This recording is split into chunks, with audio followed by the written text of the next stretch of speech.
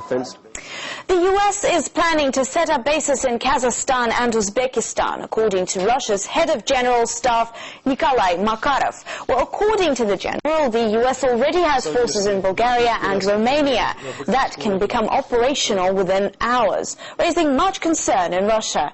Speaking at the Academy of Military Science, he also pointed out that the U.S. is encouraging Georgia and Ukraine to join NATO. He also said that anyone hoping for a policy change after Barack Obama takes office is making a dire mistake.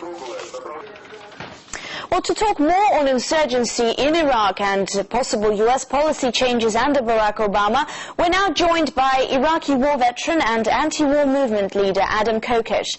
Hello to you, Adam. So John Kerry, a prominent anti-war activist, will now head the Senate Foreign Relations Committee. 37 years ago, he testified before the very same committee against the war in Vietnam. How strong are his anti-war feelings today, and how will his leadership influence the committee? Well, it's funny that you refer to him as an anti-war activist because it's been a long time since that title would apply to him. He was a member of Vietnam Veterans Against the War, and as a member of Iraq Veterans Against the War, a group that is in some ways following in their footsteps and in many ways learning from their mistakes and their successes, including many that Kerry himself were responsible for. I'm grateful that he did the work that he did during Vietnam to speak out against the war and empower other veterans to tell the truth about their stories and their experiences in Vietnam. But like I said, it's been a long time since the term anti-war activist would apply to John Kerry, and he's really forgotten any ideals or principles that he may have once had, while fighting against this, the corrupt war in Vietnam.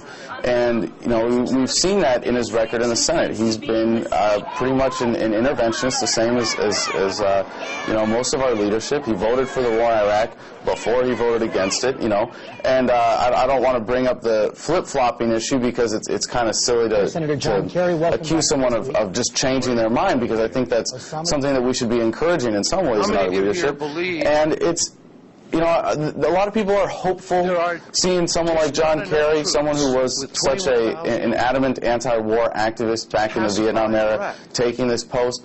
But the country needs a lot more than hope right now. And just like with Obama's foreign policy and his interventionism, I'm not waiting for Kerry as chair of the Foreign Relations Committee to do anything about that. We still have bases in over 130 countries around the world, and have an empire and interventionist foreign policy that generally John Kerry has endorsed. And remember, his appointment is based on seniority, not any kind of merit, but the fact that he's taking it shows that he's going to be willing, I think, to support the Obama party line, which is very dangerous.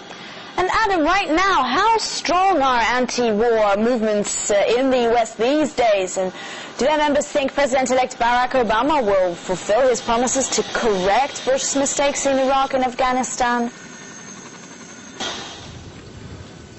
Well, it's been really tough right now for the anti-war movement. It's been tough for Iraq Veterans Against the War because so many people in the anti-war movement did think that Obama was the peace candidate.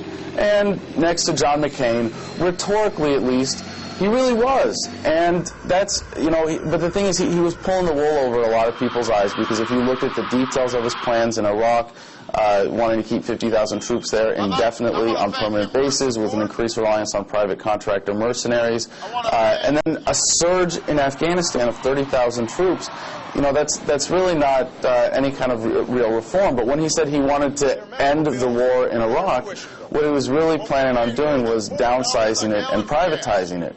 And so there's a lot of people who are starting to wake up to that now that we see some of his cabinet appointments. We see Secretary of State Hillary Clinton. We see that he's keeping Gates. We see the appointment of Rahm Emanuel as Chief of Staff. And a lot of people are really disturbed about this, especially Rahm Emanuel, who is now advocating a mandatory national military type service, akin to a draft.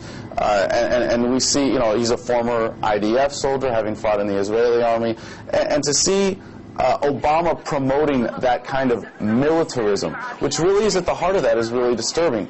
And going back to Kerry, I've worked with a lot of Vietnam veterans, a lot of previous members who were very active in Vietnam Veterans Against the War, who are now serving, as I am too, as a member of Veterans for Peace. And a lot of them come to me as an Iraq veteran apologizing. They say that they saw what was wrong during Vietnam, not just in the war, but in our society, in our culture, in our military-industrial complex, the corruption of our political system in regards to foreign policy. And they come to me and apologize and say, I'm sorry you had to go to Iraq because we didn't finish the job. We didn't address the root causes of war. And that really gets back to the military-industrial complex and the corruption of our political system. And we see that today, even though we might get some reshuffling of our foreign policy of where our troops are allocated overseas, the militarism of American culture, the corporatism that is pervading our political system, and the American empire are not coming to an end. We will still have 130 bases around the world. We'll have 700 bases around the world in 130 countries. And that interventionism, that sense that America can police the world and that we can go around and tell people how it's going to be, that's not going to change. That American imperial arrogance is really one of the things that personally I'd like to see reformed, and I have no hope that Obama's going to lead the way in doing that. And so we still have a lot of work cut out for us as an anti-war movement. So you're saying that Obama's administration will continue with the course of expanding the U.S. military presence in the world, basically. But how far will the U.S. be prepared to go with its plans to set up bases in Russia's neighboring Kazakhstan and Uzbekistan, as Russia's head of general staff claims? Well, I don't know about plans for those specific bases, and honestly, I don't know about whether Obama's going to expand or contract the American empire.